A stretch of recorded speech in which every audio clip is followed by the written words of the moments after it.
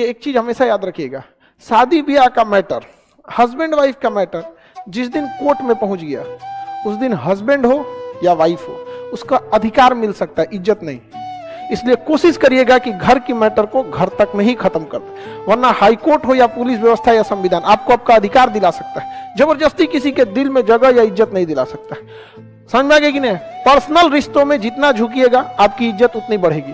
आपके रिश्तेदार में जो आपसे थोड़ा झुक जाते होंगे, अपनी गलती को स्वीकार कर लेते होंगे, आप उसकी इज्जत ज्यादा करते होंगे। लेकिन इससे आप सीखते नहीं हैं, आप अकड़ जाते हैं। आप उसी रिश्तेदारों से नफरत करते होंगे या पसंद नहीं करते होंगे, या तो इधर उधर का बात करेगा या तो बात बात में अकड़ जाएगा। तो जब आप कोई चीज दूसरों में पसंद नहीं करते हैं तो अपने आप में क्यों रखते हैं? या आप लोग के लिए स्पेशली बोल रहे हैं, समझ में आ गया ना? ध्यान से सुन रहे थे तो बढ़िया बात है, ये तो जरूरी है ये सब चीजें भी। अगर आपको काबिल बनना है ना, बाज की तरह उड़ना है, तो बार बार बोलते हैं इन तितलियों का साथ छोड़ दीजिए, क्योंकि 10 साल बाद लोग आपसे मिलेंगे ना तो पूछेंगे तुम्हारी हैसियत क्या है, तुम कितना कमाते हो। ये नहीं पूछेंगे तुम्हारी गर्लफ्रेंड थी कि नहीं थी। यहाँ समझ में आ गया? ये सब टेम्परेरी चीज होते हैं, सभी सब हटाइए ये सब चीजों को। जिस दिन आपको जिस दिन रियलिटी समझ में आएगी ना, उस दिन कोई बोल, हम आपको क्या बोले, आज जिनको आप सब कुछ खोकर पाने की तमन्ना रखते हैं, एक वक्त आएगा जब वो मुफ्त में मिलेंगे तो आपको मंजूर नहीं होगा।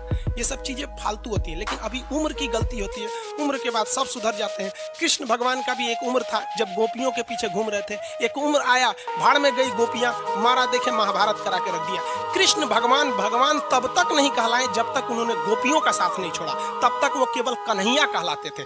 भगवान तभी कहलाए जब उन्होंने लड़कियों का साथ छोड़ा। तो अब तक केवल आप विद्यार्थी कहलाएंगे जब तक कि लड़की या गर्लफ्रेंड के साथ रहेंगे। जिस दिन इनका साथ छोड़ेंगे ना, उस दिन दुनिया आपको देखेगी। और लाइफ में ठोकर लगना तो बहुत जरूरी है, क्योंकि ताश में जोकर और जिंदगी में ठोकर कभी भी माहौल बदल सकते हैं। और बुरा वक्त से कभी घबराना नहीं चाहिए, क्योंकि बुरा वक्त ही बताता है कि लोग क्या थे और हम क्या समझ रहे थे। जहाँ तक बात कहें ना कि सीबीएसई बोर्ड या जो बड़े लोग होते हैं उनके बच्चे अच्छे, तो देखिए एक बात बताते हैं, हथियार कितना भी खतरनाक और बड़ा क्यों ना हो जाए, चलाने वाला खतरनाक होना चाहिए। तो कॉलेज और स्कूल कितना भी अच्छा क्यों ना हो, पढ़ने वाला स्टूडेंट में अंदर मेहनत होना चाहिए। हिंदी मीडियम वालों के अंदर मेहनत ज़्यादा होता है, गाँव के लड़कों के अंदर बहुत मेहनत होता है। उसके पास पसीना होता है ना, तो एसी नहीं चलाता है, गमछा से मार लेता है पसीना, हाथ में रुमाल बांध लेता है कि पसीने से कॉपी ना भीगे वहाँ पर। उसके पास तकिया नहीं होता है मोड़ने के लिए, हाथ मोड़ के लगा लेता है तकिया, वो पढ़ता है सुबह उठ के।